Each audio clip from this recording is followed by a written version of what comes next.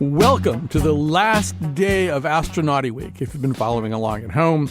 So we're going to devote this show a little bit more to the world of imagination. How do we imagine extraterrestrial life when we're making movies or television shows or any other kind of fictional representation? And to what degree do those acts of imagination get informed by the actual science, by what we actually know scientifically about what is possible and what might not be possible?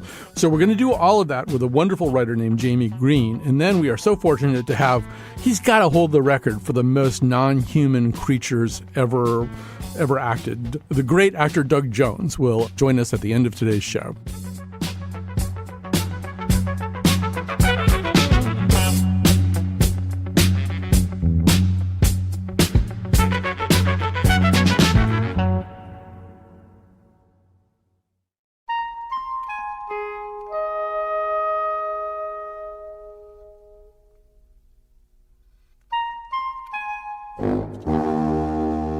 And welcome to the final installment of Astronauty Week.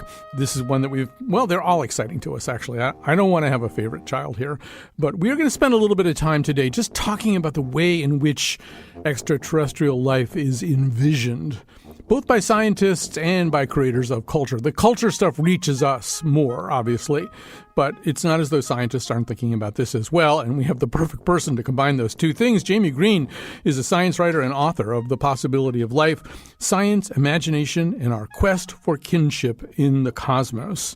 So, Jamie Green, before we even get going with you, we sent a couple of interns out, Joey Morgan and Letitia Peters, out on the streets to find out what people on the streets think aliens look like. Here's how that went. What do you think aliens look like? Well, if I had I think they look like us. I think because of it being so much like, the intelligence is, us having intelligence, and I don't think that we're the only people that have intelligence as such. So I think they're similar to us. I guess when I picture aliens, when you say that word, I just see like a typical, almost like a cartoon version of them. But I guess they could look like anything. I know, you see all the ones in the movie theater, in the movies. Could be different, though. Could be come in all forms. One of us could be an alien. We don't never know. Maybe we are the aliens. Maybe we are the aliens, and other people are looking at a different planet. Like, who are these people? Right. So I'm not sure. Amorphous and like Voldemort.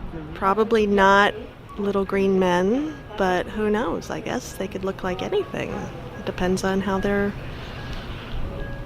worlds are developed. Green, like no nose, big eyes, just like the alien cartoons. That's what I think, and I want to think they are looking like that, Oh my gosh, I don't know. Maybe they are green? Yeah. Gooey? Friendly? I hope they're friendly. Well, those people obviously knew we were having Jamie Green on today. They said green an awful lot. I don't know. I have a specific thing I want to ask you about what was said there, but what's your overall reaction? A lot of this kind of plays right into a lot of what's in your book. Yeah, it's really interesting. And also, I'm really happy to be here. Thanks for having me here today. And hearing that was so great because I love the combination of people who are knowingly describing things that they have seen in pop culture. Little green men, no eye, no nose, big eyes, Voldemort, amazing. And then people who are taking the approach of, well, we don't know. There's no way to know. And I especially loved the person who said it depends what their world is like, because that is very scientifically sound. But even possibly, so is people saying that aliens would look a lot like us. But really, the most scientifically sound is that we have no idea. Exactly. And I sort of like the implication, they didn't quite say it, but that, somewhere else in the universe, there might be people trying to figure out what we look like. What do you think there? Do you have like 2 legs and 2 arms? We won't know till we get there. That'd be weird. Yes, that would be so strange and gross. Why aren't they gooey and gaseous like us? So what you just said is important. There is no scientific consensus, which isn't to say there hasn't been or haven't been centuries of scientific speculation about what other life forms might look like. Do you want to say a little bit more about that? Sure. I think, again, going back to that favorite answer of mine, that it depends what their worlds are like.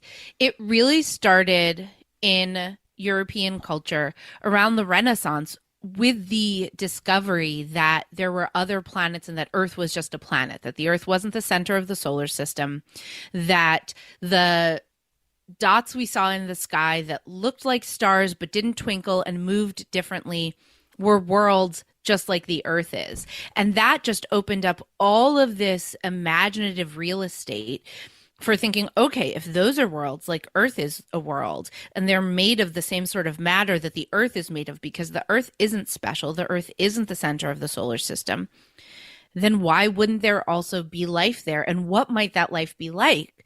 And then that opens up all of these fascinating thought experiments about, okay, if the worlds are different in little ways or big ways, how might that make life on those worlds also be different? A lot of the thinking that you heard in that clip is, as you say, influenced by what they've seen. And you were influenced, as was I, by Star Trek, and specifically Star Trek The Next Generation. One of the big questions that comes up a lot if you watch Star Trek is, why are there so many humanoid aliens? Star Trek actually had an answer to this. You said it at the beginning of your book. Our scientists seeded the primordial oceans of many worlds where life was in its infancy. The seed codes directed your evolution toward a physical form resembling ours. This body you see before you, which is of course shaped as yours is shaped, for you are the end result. Jamie Green, this particular episode of Star Trek, The Next Generation, was very influential to you, and it posits an answer as to why we see so many humanoid aliens, too. Yeah, and it's not a unique way of thinking in sci-fi. It's also the premise of Ursula K. Le Guin's set of sci-fi novels called her Hainish Cycle, which is set in a universe where worlds across the galaxy have been seeded by this ancient race from a planet called Hain. And those books are written in a time where those people on those worlds are starting to develop sort of interstellar travel and communication and are finding each other and reconnecting. And so I don't know if the Star Trek episode was directly influenced by that, or if it was just like, hey, can we explain why everyone looks like people? And it's not everyone in Star Trek looks like people. There are wildly varied, wildly imagined creatures, creatures of pure energy, all sorts of unimaginable things.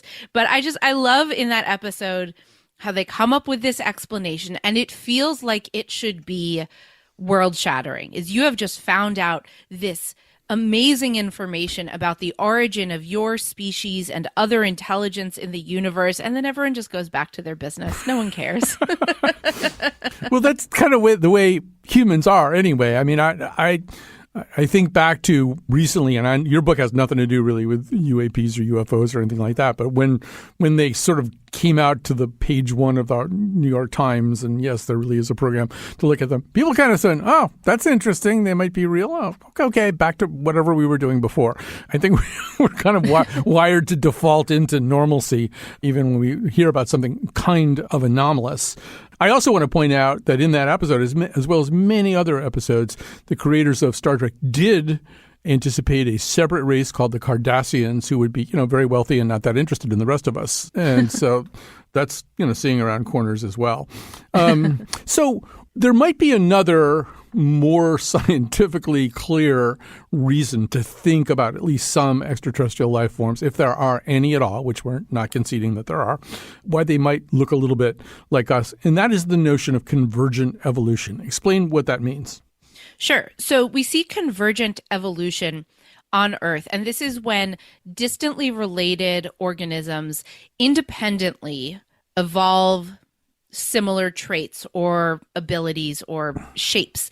So plants have evolved the ability to produce caffeine something like 4 or 5 separate times. Human eyes and octopus eyes are anatomically very similar with lenses and things like that, evolved totally separately.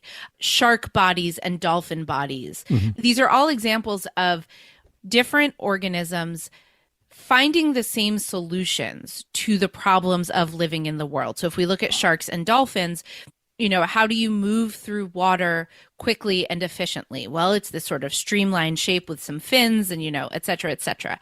Or how do you get as much information as possible from light? You want to be able to focus it with a lens.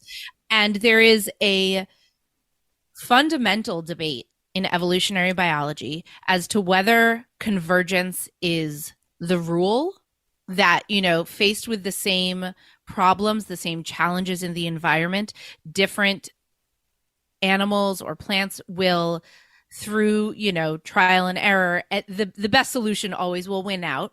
Or is convergence a fluke and we just notice it because it's visible, but really evolution is random and depends on so many small factors that odds are, if, as the saying goes, if you rewound the tape of evolution on Earth and played it again, it might end up completely differently. And you can do experiments about this, especially with animals that reproduce and live very quickly, like flies and sort of, or bacteria, and see if you separate similar organisms and sort of send them down the same path. Do they evolve the same way? And it's like sometimes yes, sometimes no. Yeah, and I think another good example, similar to dolphins and sharks, birds and bats. One's a bird, one's a mammal, but if you want to fly through the air, you're probably going to need wings. At least they're a good thing to try if you want to fly through the air. Well, and also you can see this with intelligence, that we see intelligence tending to evolve in animals who live socially because it's useful. Are those intelligences the same? Like, is our intelligence the same as a dolphin's, the same as a crow's? No, but it also depends like how broadly you're looking at things, yes, wings, great solution. Aerodynamic bodies, great solution for the water. But would we say that birds and bats are the same, are equivalent, are as similar as humans are to Vulcans? It all gets kind of subjective. So another question your book raises about that, and I think it's a question that we could both, address and also maybe wonder ultimately whether it's relevant, is whether or not fictional imaginings of extraterrestrial life need to follow any kind of rules comparable to what we were just describing here. And one of the examples you give are the Avatar movies and the planet Pandora.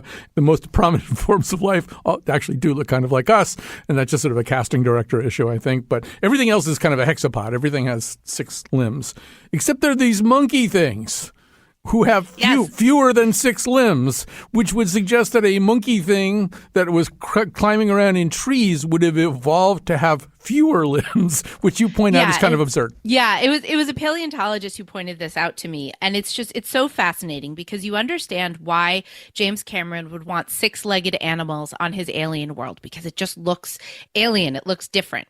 And you understand why he would want 4-limbed humanoids, because even in a mocap suit, it's just going to be hard to add a set of extra limbs. And you also want the characters to seem familiar and relatable. They are love interests for humans. You don't want them to be too different. And so this monkey-like creature that you see for a split second in the background. So I really appreciate whoever had this thought to give logic to the evolutionary system on Pandora. It looks like it was a 6-legged creature, but its top arms and its middle arms are sort of fused up until the elbow, and then they branch out. So it's like sort of, it still has 4 hands and a set of feet, but you can imagine it being this missing link between the 6-legged creatures and the 4-limbed creatures. Except, as you said, and as this paleontologist pointed out to me, if you are a creature who climbs trees, the last thing you would evolve, the last thing that would be useful, is fewer limbs. And actually, when animals run on the ground like horses, they tend to evolve towards less contact with the ground. So like horses have a hoof, which is really 1 fingernail, So it's a really thoughtful gesture that isn't evolutionarily sound, but is cool. And again, the question is like, does it matter? I don't know. Yeah. One of the cool things about the book, The Possibility of Life, Science, Imagination, and Our Quest for Kinship in the Cosmos, is that you also hired an illustrator who I believe is also named Jamie Green to draw some of these things. The drawing of that little monkey creature from Avatar is absolutely the worst drawing in the book. It was basically... I like that. I like it. I like all your drawings. I really appreciate that. And it's very hard to fully explain the logistics of where this creature's arms and legs are. So I was like, all right, I'm just going to draw it. Otherwise, the drawings are things like atoms or, sentence charts for the linguistics section, because it really, I wanted it to feel like I'm talking to the reader and explaining something. And I get to the point where I just want to scribble it on a napkin so that you can see it, and for the most part, my skills are up to that. For the monkey, you can see where its arms are. So it gets the job done. No, I enjoy your illustrations very much. Thank you. They seem almost within my reach, and I can't illustrate anything. So I'm so glad. Yeah. So another perfectly rational response to all of this would be that extraterrestrial life, even if it were somewhat sentient, even if it had, say, a technology, whatever test we want to put to it, it still didn't really need to look anything like anything we've ever seen. Carl Sagan proposed, as you point out, life forms he called floaters, organic balloons, whale-sized or larger, pumping themselves full of hydrogen or hot gas to rise and sink as needed. If you've ever seen those Strindberg and helium animations on the internet, they're probably a little bit like helium. But yeah, there's like no reason why it's got to be able to walk around or, turn a key in a lock. Yeah, you can make an argument for almost any feature of humans as being really useful for being the kind of creature that we are. We have dexterous hands and fingers, so we can make complicated tools, and we have those because we evolved from tree swinging creatures who have to hold on to branches. But then you see videos of crows solving complicated puzzles with just their beaks. So there are so many different kinds of intelligence, and it really is. Some of it is a question of just how much do we want to stretch our imaginations. Some of it is sort of how conservative you want to be. Like, does an intelligent creature need hands to make tools? Seems like it on Earth, but who knows what else is out there. So one of the movies that I really want to talk to you about, and that I know plays a big role in your thinking and is more pleasing to many of the scientists to whom you spoke than perhaps Star Trek: The Next Generation, at least on this basis, is Arrival. So in Arrival, we meet a very different kind of extraterrestrial. One of the things about this is that these extraterrestrials are not humanoid. They're so not humanoid. The more you get to know them, the less humanoid they get. Say a little bit about that and what scientists had to say about it as well. Yeah. So when I was talking to scientists for the book, I liked to ask just about everyone as like a bonus question, what's your favorite alien in science fiction? Because I'm not interested in litigating like what's realistic, what's not, because we really have no idea. But I was curious what resonated for them. And the most common answer was the aliens in Arrival because they seem really alien. And this starts with their appearance. They have 7 legs, which is not something we see on Earth. On Earth, almost all multicellular life is bilaterally symmetrical, which means if you fold it in half, the left and right sides match. Even a starfish, which has 5 limbs, you can fold across one line. And there are scientific reasons for that. It's not random. It has to do with the fact that we come from cells that divide in 2, that just sort of sets you up to have 2 halves. But instead of being symmetrical down the middle, folding like that, the aliens in Arrival are what's called radially symmetrical, where they sort of also like a starfish, it radiates their symmetry. You would slice them like a pie rather than folding them in half. Not that you should actually slice them like a pie. So they have 7 limbs. They don't have a front or a back. In the book or the story that the movie is based on, they have eyes going all the way around the sort of cylindrical barrel torso head thing they have. And so they don't have to turn to walk forwards or walk backwards, which is just such an alien way of experiencing the world. And then we find out that they also have a very alien way of experiencing time, of conceptualizing language. And in the story, this all goes together to just really make them feel extremely different in a way that nothing on Earth does. Right. And some of this is in the movie. Some of this is in the Ted Chiang story that the movie is derived from. I want to bring up 2 things here. One of them is just as a little interesting sideline. There's a moment where Amy Adams and Jeremy Renner's characters, they kind of go into where the alien life form is. And it's this kind of, not particularly familiar kind of environment. And they're wearing this, Mylar suits or some kind of protective, anti-alien gas suits or something. And at a certain point, Amy Adams says, "They need to see me," and she starts to take off the protective suit, and everybody back in master control is flipping out. Jeremy Renner's flipping out. They need to see me. But I think that's a really interesting moment, Jamie. It's something we don't think about that much. We think about, what is that? Who are you? As opposed to, how do we present ourselves? I thought it was just a very interesting moment where Dr. Louise Banks said, they've got to see me. Yeah, and it really ties into so many of the themes of the movie, where through learning the aliens' language, she builds such a connection with them and an understanding of how their very alien minds work. And so she can't be removed from them. She needs to be another presence for them, like another being. You seem so almost mechanical when you're in one of those, anti-alien gas suits, as you said. And it's funny, as much as those aliens are so alien, and I interviewed Ted Chiang for the book, and I asked him, because I'm always curious about this, like, do you know what the aliens are thinking? Do they have an inner life for you? And he said, no, absolutely not, because he needed them to be opaque to him in order to write them as really alien. He doesn't know their motivations. He doesn't know what they want, because in the story, the purpose for their visit is much less clear than in the movie. But even while they are so alien and opaque, even to the author, Louise makes a very strong connection with them, and she needs to be as present with them as possible in order to do that. And she intuits that. And I think that's why she's able to do what she does throughout the rest of the movie. The other thing I wanted to bring up is and this segment's getting long and Lily Tyson's getting mad at me. But, one of the things we inevitably think about, because we should, is just projecting our science onto ideas of extraterrestrial life. Because what else do we have, really? We have our science. Right. But here you have a species that doesn't really, for example, experience causation, which is a pretty fundamental scientific model here. Something happens that causes something else. But because of their experience of time, they don't really think in those terms.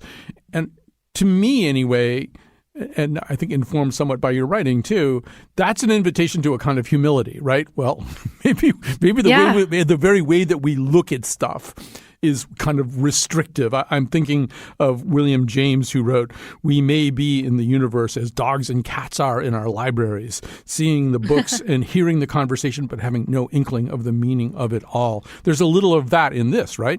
Yeah, absolutely. And, there is this common idea in science fiction, or in how scientists think about potentially making contact, that math would be the universal language. This is in Carl Sagan's Contact, that we know that the signal from the aliens is intelligent because it's something fundamental in mathematics. So primes. 2, 3, 5, 7. Those are all prime numbers. And there's no way that's a natural phenomenon. Holy shit. Let's just calm down. And then they teach us how to understand the complexities of the message by starting with math. 1 + 1 = 2. Now we understand how they're signaling numbers and addition and equaling, But even that is an assumption, that the way that we understand math and physics, these seemingly fundamental properties of the universe, could be very shaped by human cognition, human experience, language. And I think part of what's so thrilling about Arrival is that it gives us this glimpse of imagining something outside of that worldview. All right, we're talking to Jamie Green. The book is The Possibility of Life. We're going to take a quick break. We'll come back, and there will be more of Jamie Green.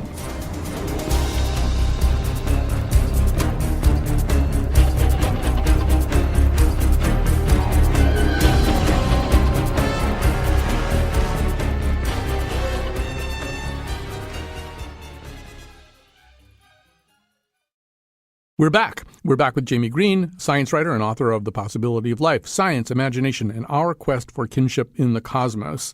We should say that you're pretty agnostic about the just whole question of whether there is life, whether there's what constitutes the beginning of life. I think about 12 years ago, we had Paul Davies on. I think he was the one who said this, that there's this thought experiment that says that the possibility of a cyclone passing over a junkyard and assembling a 747 is more likely than the just creation of life ex nihilo. Mm-hmm. I don't know whether you want to weigh in on that question, but in a way, it's not necessarily the question of this book. It's not the question of this book, but it is a question that the book touches on, because in order to write about how we imagine life on other worlds, I wanted to write a little bit about how we think about the origin of life, because the way that life began on Earth tells us about how life might begin on other worlds, what is required for it, how we would expect it to evolve, which is to say also, we don't know how life began on Earth. It is a fascinating question. My sense, with far less scientific background than Paul Davies, but is at least looking historically, it seems like simple life, bacterial life, arose on Earth just about as soon in geological terms as conditions allowed. Like the crust cooled down, there was solid, there was water, and there was life. So that suggests that you don't need to roll the dice too many times before things link up correctly and you start getting these, perpetuating cycles and information storage and life. But then what took a really long time, like 2 billion years, was the transition from simple life with no internal structures, no cell nucleus, to the kinds of cells that we are made of, which are cells with a nucleus, with organelles, with complex structures, which isn't to say that bacterial cells aren't complex. They do a lot of complex chemistry, but the structural complexity that lets you get to multicellularity took 2 billion years.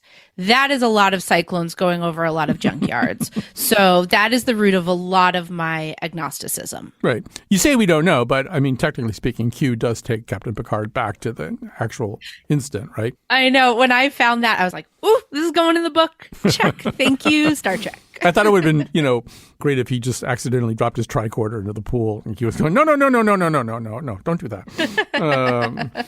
So we're going to talk a little bit here about what would happen on Earth if there were some confirmation of this.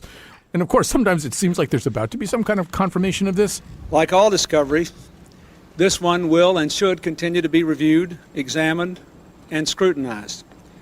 It must be confirmed by other scientists.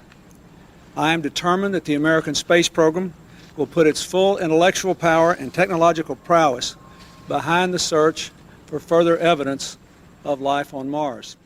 Maybe the first thing to say is, Jamie, that there's a huge gap between existence of life somewhere and contact. So much would have to all kind of coincide and line up the right way to go from the first thing to the second thing. Maybe say what some of those factors are.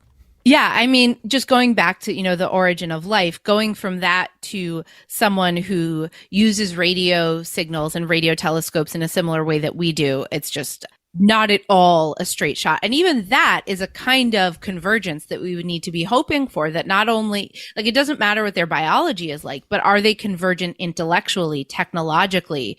If the dominant life form on a planet is dolphins or is poets, they might not be building radio telescopes. We assume a lot about the social desires of aliens when we think they are also going to build radio telescopes and spaceships, or when we start thinking that they are going to come and try to conquer us. That is a huge assumption of projecting our recent history onto other worlds. But even if there is intelligent life out in the galaxy, I'll note that I'm saying galaxy and not universe, because if they're in another galaxy, it would be incredibly difficult to make any kind of contact. We might be able to detect their presence if their civilization is technological and is huge. And if they're like doing enough big stuff, it could be noticeable in like the starlight, basically, like what they're doing to their stars. But if we want to be exchanging communications, it takes a year for a radio signal, radio being a kind of light waves, basically, just not visible, to cover a light year of space. The nearest star is 4 and change light years away. Most stars in the galaxy are hundreds of light years away. And if we go outside the galaxy, we're looking at thousands and hundreds of thousands. So, and also, across that distance, the signals would sort of fade out. So when we look at, for example, images from the James Webb Space Telescope, and we see the thousands of galaxies, and they're just so abundant. People tend to look at that and say, oh, well, surely there's someone out there. Even if they are, we are not going to hear from them. We are not going to know. So it's almost like they may as well not exist. Anyone that we're going to have contact with would have to be relatively close. And then we would need to be in the right line to catch their signal. So if they're not intentionally sending it to us, if they haven't said, oh, I think there's people out there, or they're like, broadcasting to the whole galaxy, if they're not doing that, but we're just sort of catching the leakage of their signals, like their TV show broadcasts are getting out to us. It's only like certain alignments and certain stars where we're going to be in the path of that signal. So there could be aliens out there looking for us and not finding us. We've mentioned Contact a few times. Let's talk about the movie Contact and the novel Contact, because this is an interesting one, right? There's a lot in your book, at the beginning of your book, about the tension between science and religion over the centuries. And every time there's a Copernicus or anyone else saying, you know what, we might not be the last word on everything. We might not be the center of anything, the perfection of anything. It might be a lot more complicated than that. You could throw Darwin into that conversation as well. But Contact suggests that there would still be now, even in a much less religious time, some resistance to this idea. So what's more likely? Thank you. You're welcome. That an all-powerful, mysterious God created the universe and then decided not to give any proof of his existence? Or that he simply doesn't exist at all, and that we created him so we wouldn't have to feel so small and alone? I don't know. I couldn't imagine living in a world where God didn't exist. I wouldn't want to. So talk about that, Jamie Green. Even if people aren't religious, they might be humanists, kind of in the sense that, well, here we are, we're human beings. That's really super important. The existence of other life might make us feel a little bit less important. The Sagan and Contact suggests, a real pushback against that. Obviously, that was quite a few decades ago, but what's your take now? Yeah, I do think that he was writing very much out of the political climate of his time, where the religious right was a particular kind of force that I think has shifted a little bit. And so, whether a person in government, or in this case, the representative of humanity who might be going on a ship or something to make contact, like the question of whether Ellie Arroway, Jodie Foster's character, is an atheist is a real issue, which I hope wouldn't be such a thing anymore. But yeah, the question of humanism is really interesting. I actually just finished reading a book about humanism. It's called Humanly Possible, I think, by Sarah Bakewell. Yeah, we had her on the show, actually. Perfect. It's a great book. So, and as I was listening, of course, I was thinking about, would humanism extend to aliens? Are they fellow creatures? Do we expand the circle? And I'm sure this would depend on how alien they are. But this is why I think a lot of these questions, a lot of these stories come down to empathy. How alien can a being be? And we still feel connected to it. We still feel empathy for it, which is a question we have to deal with a lot on Earth, both in how we deal with non-human animals and how we deal with humans who are very different from us. How different can someone's worldview and experiences be, and we still feel connected to them? Can we expand our circle of empathy? And I think a lot of writing about aliens is about challenging us to stretch that empathy as wide as possible, sort of like stretching your muscles really, really far, not because you're going to be getting into a split every day, but because when you have really stretched yourself as far as you can go, then in day-to-day life, you're a little looser, a little more expansive. And it's like doing that for our ability to extend our empathy and compassion and care. Yeah, and I love the way that you weave, Thomas Nichols, what it's like to be a bat, which is really what it's like for a bat to be a bat in there. But we don't really have time to get into that. I'm already in trouble with Lily Tyson. So just two more quick things. So earlier in Astronauty Week, we did talk to Adam Frank. He makes a cameo appearance in your book in a really interesting way, too. It's about the notion of what I think he calls a human mythology, and that that the human mythology, at least in relation to how a more advanced race of alien life might behold us, is we suck. We are wrecking our planet. We're putting one manatee in a tank and just leaving it all alone for 67 years or something. I just saw that on Twitter the other day. But we don't know how to treat other species. We don't know how to maintain our own world. We suck. And Frank suggests that there might be a different way of thinking about this, particularly if we start to encounter anybody else out there. But give me a little bit of the Jamie Green take on this. Yeah, I mean, I think that he is building on ideas from Carl Sagan about thinking about humanity right now as being in a sort of adolescence, where we all of a sudden have this power to do horrible things to the planet, but we are not being responsible about it. And in Adam's view, if we even just imagine and believe that there exist other worlds that have gone through this challenge and have made it through, then we can, instead of saying, oh, we suck, we say, oh, we are in a choke point. We're at a real big hurdle that we have to get through. And, it's funny. I actually think that, and so he says that because religion is not such a major part of society anymore, at least not in a unified way, we don't have these big stories that can inspire us anymore. But I actually think humanism provides an alternative to that, which can be agnostic in general. Like it doesn't have to be religious or atheistic, but looking at human stories and finding inspiration there, which is not to discount what Adam is saying.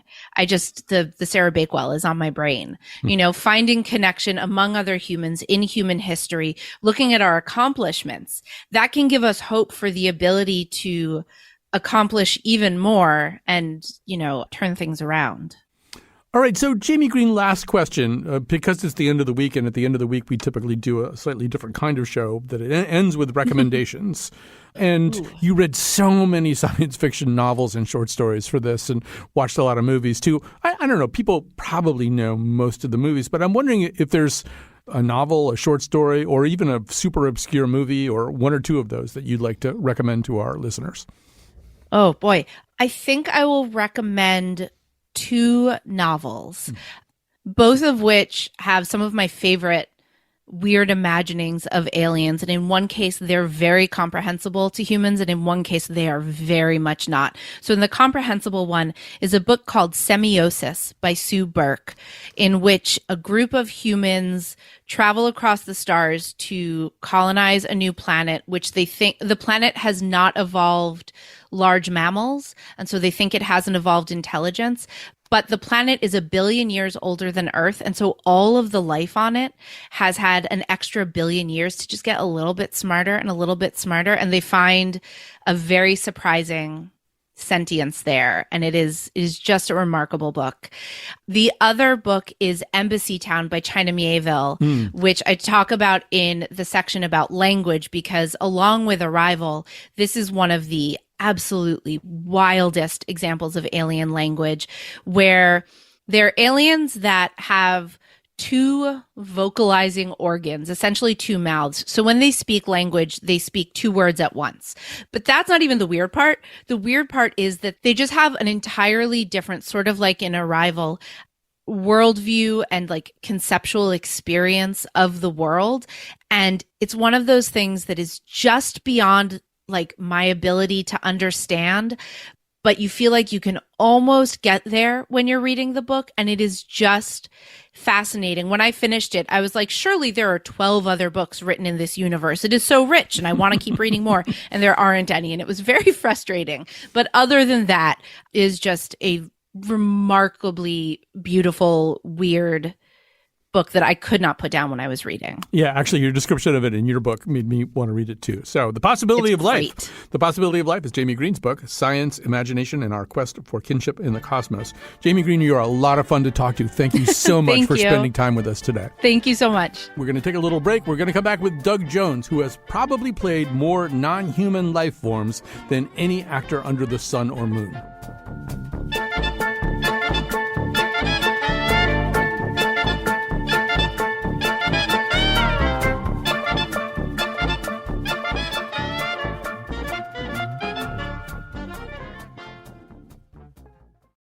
So this is the end of Astronauty Week, the final thing we're doing in Astronauty Week. Astronauty Week was the creation of Lily Tyson, our senior producer, technical producer, Kat Pastor. A lot of the mixing for today, maybe all of the mixing for today's show, will be done by Mr. McPants.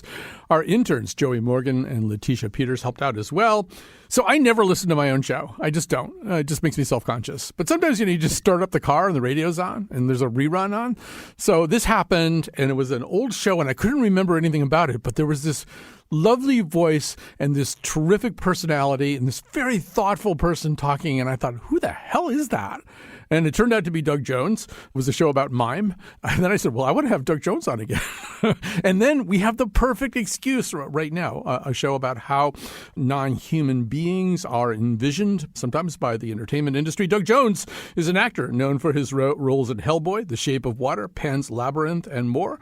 And he joins us for his second appearance on our show right now. Doug Jones, welcome back. Well, hi. We did a radio show about mime. Yes. Our show is the kind of radio show that would do an episode about mime. Okay. Well, it's good to be back. Thank you so much for having me. And this time we're letting you talk. On the mime show, you just had to sort of wave your hands in front of the microphone. Right. And nobody understood. I know. Exactly. So this time, yes, you portrayed all kinds of creatures and lots of different aliens. And we'll be talking about Star Trek, and we might be talking about, I don't know, you being Cochise of the Volm and Falling Skies or the Silver Surfer. But let me just back up and say from 5,000 feet, do you have a version of method acting that you take into this job when you are portraying a kind of being that doesn't really exist, but you have to breathe that alien into existence, or whatever it is, into existence? Is there a kind of a Doug Jones method acting? Nothing that I've ever tracked, like, this is the Doug Jones method. No, no. It's more like every character that I'm presented with has his own ecosystem, his own life, his own origins. And when you don't have something in earthly nature to go off of, then yes, I have to kind of let the writers and the director and myself kind of collaborate to create this from the ground up. Right. So are you also asking a lot of questions that are subtext or outside the script? Are you saying, has Saru ever seen a Twinkie before? I mean, are you wanting to know things that might not be right there on paper? Well, if Saru had ever seen a Twinkie, he wouldn't look as tall and skinny as he does now. Bad example. Right. But yes, that answer is yes. That, like, especially with Saru, he's the character that I've played the most in my entire 37-year career. I've gotten to know him better than any other character of any sort. So and out of all my aliens, of course, he's got the most layered backstory, the most, personal idiosyncrasies and fears and courages. And he's been through a lot. So when the show started, he was born into a fearful environment where he was a part of a prey species. So always on the lookout, had threat ganglia that popped out of his neck whenever there was a danger nearby, with an innate sense of danger. And then so somewhere through the show in season 2, all that dropped out of my neck and I became courageous, and the innate fear was gone now. And it was kind of an adolescence that I passed through. Fear has always been the governing principle of my life. But now, it is gone. More than that, I feel power. My own power. So this was all kind of unfolding as every episode was written. Like, all of a sudden I'm getting a script going, oh, well, there's a change. So, and with Saru, with his hoof feet, the comparison they made with me starting the show was, you're kind of like an antelope. And if there was a leopard or a jaguar chasing you down, how would you outfox them? And they do. A lot of herd animals do have ways to outfox the predator species. So he's absolutely a survivor. So I had that kind of base to work from. So there is a Doug Jones method. You really are having to make choices about physicality that don't exist anywhere as a prior. Right. And maybe the fact that you have a lot of mime training is something that you've tried to cover up from the public, but it's out in the open right now. So I have to assume that's important. If somebody's like an antelope, probably in post, things are going to spring out of their neck. I mean, you are going to have to think about your body maybe in a different way from the way you did a week before you took this job. Oh, absolutely. Right. And the thing about again, back to Saru in Star Trek Discovery is that he has hoof feet, which denotes a land animal, but he's also from a planet called Kaminar, where, and we are called Kelpians. Yes. And, when you see flashbacks or home planet visits within the show, my previous life, I farmed kelp out of the water at the beach we lived at in our hut. So he also is very adept in the water. And that's when my posture changed when I put on those boots for the first time. And my walk I wanted to make this walk of his different than anyone I've ever played before. And after 37 years, that's a tough task. Mm-hmm. But my posture had to change to keep my balance in those hoof boots. And my arms then kind of gently swayed behind me. And it was too easy to do instead of a front to back swing of the arms, I did a side to side swing of the arms with a fluid kind of flowy, fin-like motion to the hands. So that made sense that he now looks like a land animal who's also very adept in the water. Right. Saru, we should say, is the first Kelpian to appear in the series, the Star Trek franchise on Star Trek Discovery. But to that point, Doug, at this juncture in history, nobody walks in and goes, Star Trek? Not familiar with it, but I'll give it a shot. You would have probably grown up a little bit on early Star Trek. And so could you say a little bit about that, about seeing other people play non-terrestrial, non-human life forms and how that might have shaped you or intimidated you or whatever it did to you? Yeah, no, Gary, I was born in 1960. So yes, Star Trek started in 1966 on network television. I was there for all of that. So yeah, and Spock was my first, other than human sort of character that I really connected with. On the bridge of the Starship Enterprise, he was the one that looked a little different than everybody else and spoke a little different than everybody else. And I felt like, every oddity that I feel when I go to school, I see sort of in him, and I really connected with him. So playing aliens kind of came naturally to me in my adult life. It's like, no, I remember this. I know this. The other part of your life, I think, that we don't like to think about is your 3.5 hours every day getting into your special effects makeup and your 1.5 hours getting out of your special effects makeup. I mean, I would imagine that's a pretty consistent thing across all of these creaturely roles that you've played. Mm-hmm. Is just you spend a lot of time, sitting in a chair being encircled, or maybe standing up too and being encircled by costume and makeup people. Correct. Yeah. In fact, sometimes there's 3 makeup artists that are working on me, and I can't sit down because they need to work on my backside too, depending on how much skin is exposed and how much alien needs to show or creature needs to show. So, but it's a part of the deal. When you say yes to a gig like that, I'm playing someone from, or in Falling Skies, I played a Volm alien, as you very perfectly described. Cochise of the Volm. Cochise. I was, yes. It's a nasty nickname. Yeah, nasty nickname that's been given to you by, I think, an Earthling character. That's right, because my real name was Chichok Ilsichnich Chachikol. And they shortened it to Cochise, thank heaven.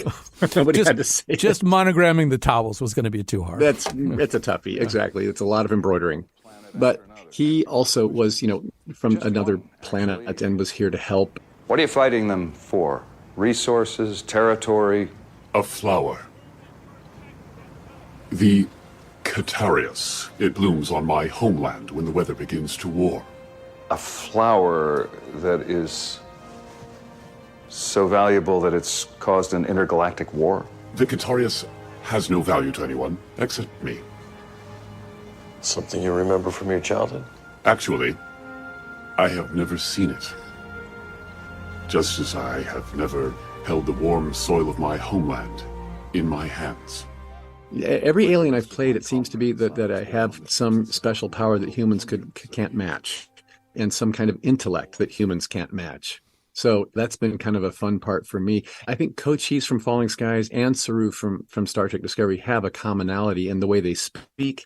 They're both written very intelligently, and that's something that the writers inform me with. And so they have answers that the humans just didn't think of at the time. You also, we should point out, you have played the Silver Surfer, who I think counts as an alien. Yes. And you were also an alien on X-Files. Most of the alien roles on X-Files are not like long-running roles. No, on X-Files, I was one of the gray aliens. Gray aliens showed up here and there. So I got to play a gray alien on one episode. I think it was a historical piece about the African American baseball league, and one of the players was actually a gray alien in disguise. So listening to you talk, Doug Jones, I'm thinking what you are kind of is the opposite of the character Alan Rickman plays in Galaxy Quest. In Galaxy Quest, Alan Rickman plays this Shakespearean actor who's got this role where he plays an alien. He just hates the whole thing. Is just dripping with scorn. But the only thing he's doing is wearing the head prosthesis, and then he's kind of being himself. Otherwise, you do this head to toe, right? I mean, you are. There's no way to do this. I mean, people talk a lot about commitment in comedy sketches and acting. I mean, I assume the commitment here when you're playing another life form is huge. Yeah, right. Again, I said yes to the gig, therefore I have to see it through. So complaining about it in front of other people is really useless. Yeah. So, if we ever did have sort of a Jodie Foster, Matthew McConaughey moment where there's some kind of contact or something, I don't know. Would you feel as though you would have kind of a professional interest in terms of what's showing up? I mean, do you ever even think about that? What will happen if we someday meet a creature who is not from here? Right. Well, it's right. It's something you do think about because, again, most of the aliens I've played have come with superpowers and super intellect. What if we got visited by an alien that was just an idiot and made it here by accident? You know what I mean? That possibility has never been explored on film, really, I don't think. So, yes, I would love to think that step aside, boys. Doug Jones here. I know how to communicate with him. I doubt that that's ever going to happen.